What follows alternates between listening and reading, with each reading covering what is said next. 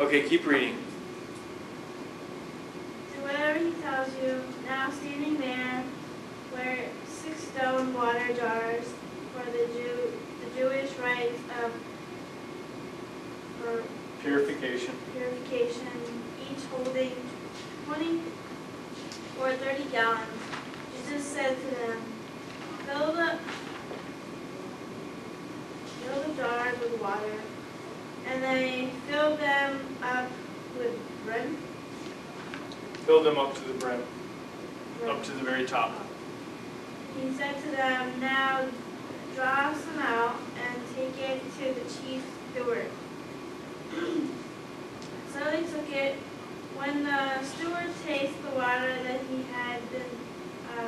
had become wine, and did not know where it came from, though the servants who had drawn the water knew, the steward called the bridegroom and said to them, everyone serves the good wine first, and then the inferior wine after the guests have become drunk.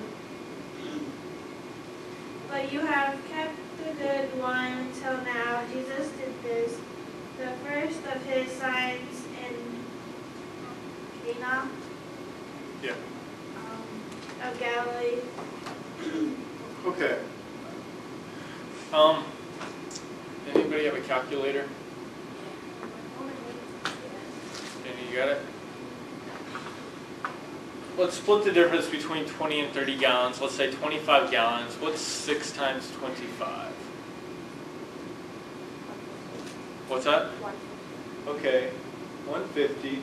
Now, there's 128 ounces in a gallon, so multiply that times 128.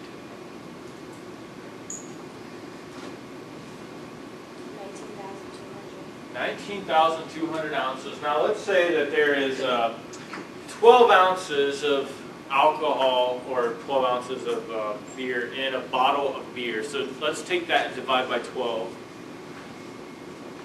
1,600. That's 1,600? Yeah. That's 1,600 beers. Now divide that by 6, so we can get how many 6-packs this is. 266.6.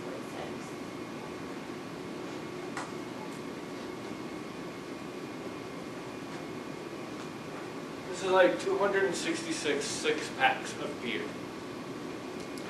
Have any of you ever been to a party where they had that much beer? That would probably be a pretty rockin' party. What's particularly remarkable about this miracle to the people at the party or at the wedding? They don't know that there was a miracle. What's remarkable about it to them, other than the fact that it was a miracle, because they don't know that. Better than before? Well, what's the story tell us?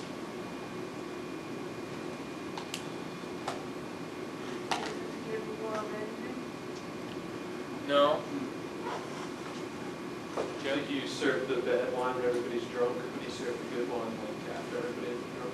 Yeah, what usually happens is that they bring out the microbrewery, like the Sam Adams, right? The stuff that's $10 for a 6-pack. And after everybody's drunk, then they bring out the Pabst Blue Ribbon.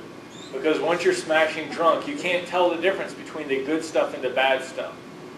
What's remarkable here is that they've brought out the best stuff even after everybody's been drunk. So after everybody's smashing drunk, they have the best wine ever. This is a pretty big miracle. Let's look at the second miracle. Healing the Capernaum official's son. This starts at chapter 4, verses 46. It starts there. 4:46. Can I have another volunteer to read?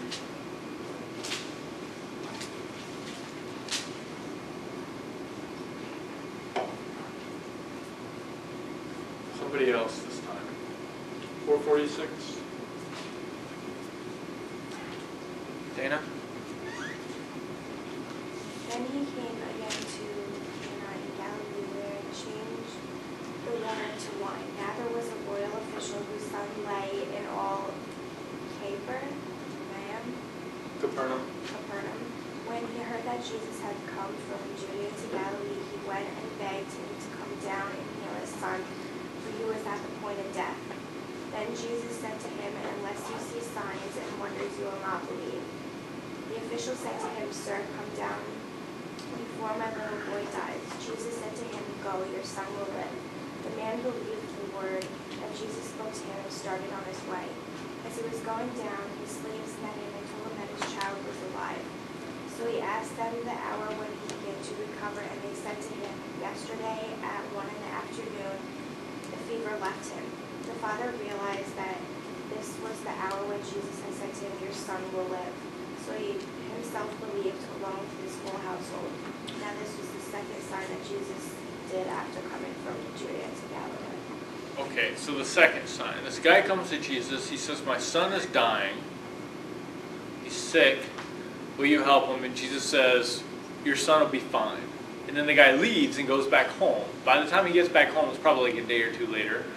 And his son as well. And he was like, "When did my son turn around?" And they're like, "At 9 o'clock last Wednesday." And he was like, "Oh, that's the time. That's the hour when I was talking to Jesus." So he's certain that it was Jesus and Jesus' magic that healed his own son. And this is another sign that he did.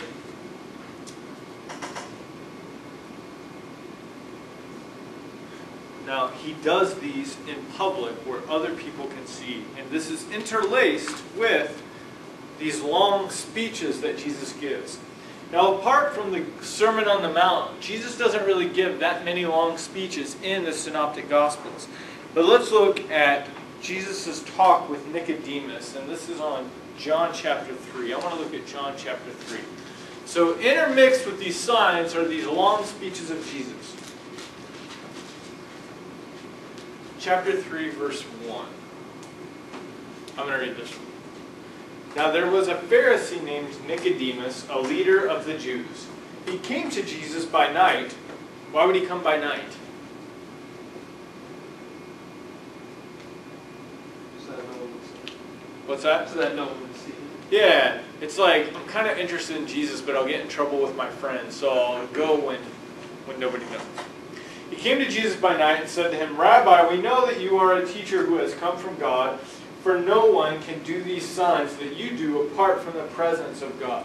So he's like, you're going around, you're doing these signs, and we know that those have to be proof of your divinity, or divine stamp of approval.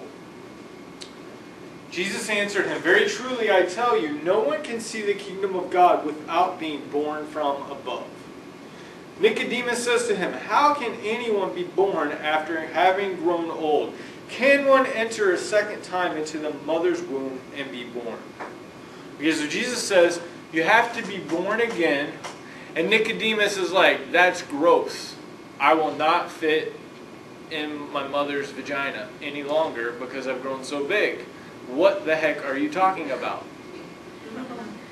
That's what he says. He says, how can anyone be born? Can anyone enter a second time into the mother's womb? That's what he's literally saying. I can't crawl back through my mother's vagina.